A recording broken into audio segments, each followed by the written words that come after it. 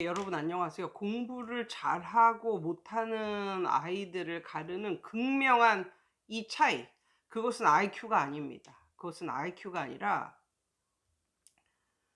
말을 잘 듣는 것.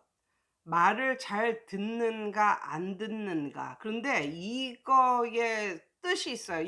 이것은 무슨 뜻이냐면, 물론 귀가 밝아 가지고 선생님이 말을 할 때 잘 듣는 것도 포함이 됩니다. 근데 확실히 공부를 잘하는 아이들은 막 지네끼리 막 떠들고 막 이래도 선생님이 조용히 하라고 그러면서 중요한 걸 말을 해줄 때는 자기가 떠들던 것을 멈추고 즉시 선생님이 하는 말에 귀를 기울여요. 그런데 이게 단순히 귀로 듣는 문제가 아니라, 여기서 말을 잘 듣는다라는 표현은 뭐냐면 자기가 들은 대로 행동을 해 본다는 거에 있어요. 그대로 행동을 해 본다.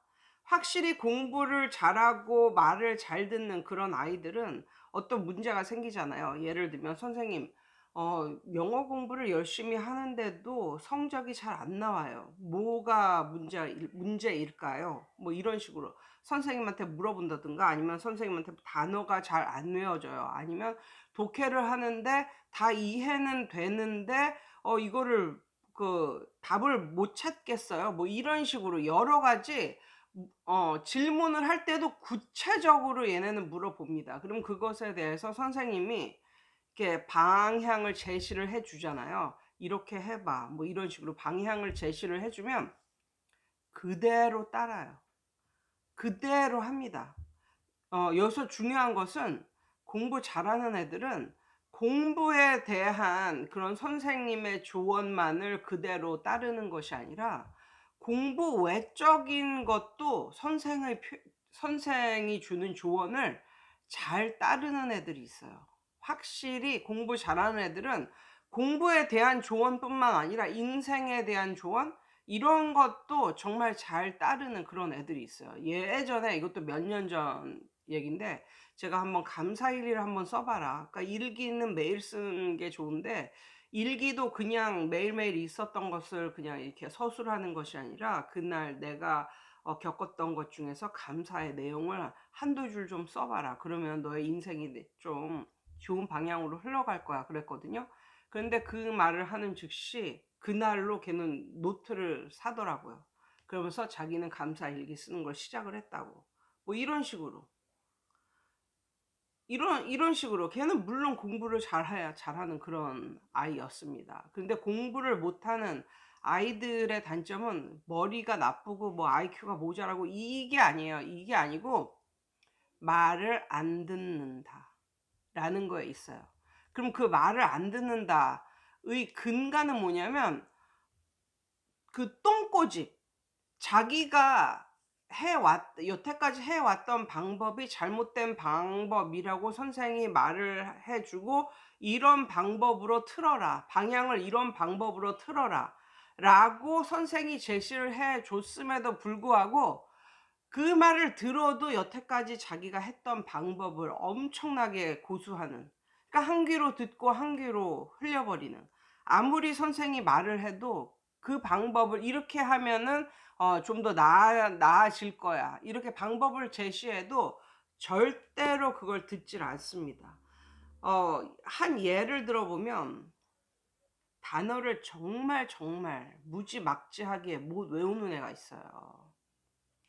그래서 그랬거든요. 뭐라냐면, 여기서 단어를 외우는 건 너무 너가 단어 외우는데 너무 오래 걸리니까. 그러니까 다른 애들은 10분 안에 한 뭐 20 단어 이렇게 외우고 시험을 보는데, 얘는 단어 시험을 보면 그날 공부해야 할 분량의 반 정도의 시간이 흘러버리는 거예요. 그래 가지고 그랬거든요. "너는 집에서 좀 단어를 외워와야 되겠다. 그래야 여기 와서 할 수 있는 공부의 분량이 많다." 아무리 얘기를 해 줘도 안 듣습니다. 안 들어요. 그냥 여기 와서 그냥 해요. 절대로 집에서 외우는 법이 없어요. 두 번째, 독해를 이제 하는데, 제 독해 가르치는 법을 여러분한테 말씀을 드렸잖아요. 여기 독해집이 이렇게 있으면, 뭐 리더스 뱅크 뭐 이런 독해집이 있으면, 맨 처음에는 오른쪽에 있는 단어를 외워. 단어를 외워서 이거를 뭐 철자까지 다 외우는 게 아니라 보통 내가 한국말로 말하면 영어로 말하는 그 정도 수준으로 밑에 있는 단어를 외워. 그리고 독해를 해. 그리고 문제를 풀어. 문제의 답을 맞춰. 만약에 답을 다 맞췄으면 그냥 넘어가.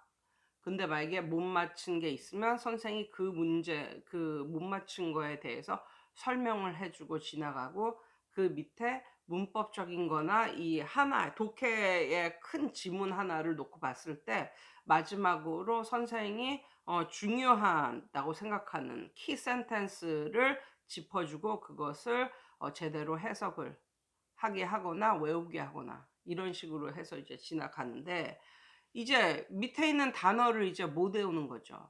그러면서 밑에 있는 단어를 못 외우는 거예요. 그래 가지고 뭐라고 했냐면 자꾸만 이제 빠꾸를 당하니까, 이게 한두 번이 아니라 뭐 열댓 번 이렇게 되면 정말 이게 현타가 온단 말이에요, 선생이.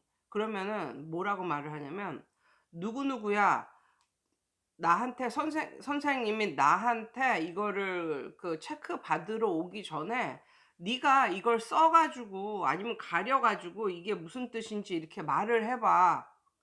한글을 써 놓고 그것을 보고 말을 해 봐. 거기에 있는 단어를. 단어가 그렇게 많은 건 아니니까 뭐 많아야 10개, 뭐 적으면 한 7개 정도의 단어가 이제 쓰여져 있고, 그 단어를 다 모르는 단어가 아니거든요. 그 단어 중에 한 3분의 2 정도 아니면 반 정도는 애들이 이미 아는 단어라서 그 밑에 있는 단어를 외우는 거는 그렇게 어렵지 않아요. 보통의 애들은 그냥 1분 안짝으로 이제 외우는데, 얘는 그 단어 외우기도 너무나 힘들 뿐 아니라 "선생님 다 외웠어요." 그래서 이렇게 체크를 하잖아. 물어보잖아. 다 틀려. 그럼 다시 외우는 거야.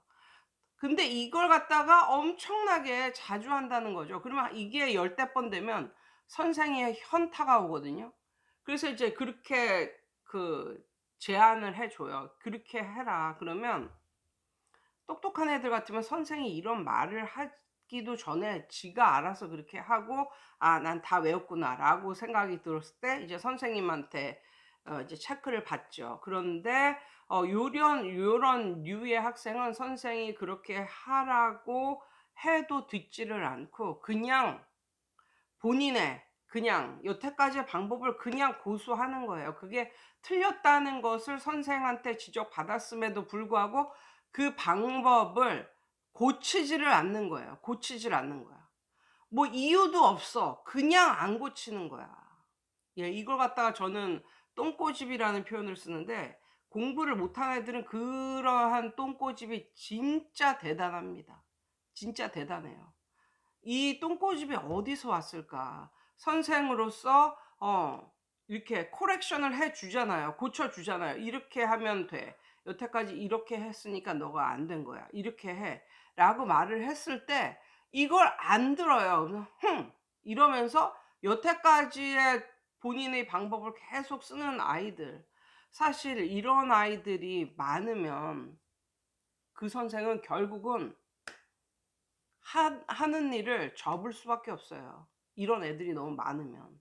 그런데 만약에 정말 말 잘 듣는 애들, "이렇게는 잘못된 거고 이렇게 해 봐." 이렇게 조언을 했을 때 선생의 말을 잘 듣는 애들, 그런 애들이 많은 그런 학원이나 공부방일수록 그 선생님은 롱런을 할 수가 있는 거죠. 왜? 너무 보람되잖아요. 아이들이 자기 말 그대로 해. 너무너무 보람되다고요. 보람찬 그런 기쁘기도 하고. 그럼 그냥 뭐 엔돌핀이 그냥 나오고 열심히 하는 거죠. 아무튼 그래서 이것의 근본적인 차이는 어디에서 올까? 결국은 유전적인 그런 건가? 아니면 도대체 이 애한테는 무슨 일이 일어났길래 이렇게 이 똥꼬집을 고치질 않는 걸까? 뭐 이런 생각을 한번 해 봅니다. 여러분 오늘도 좋은 하루 되세요.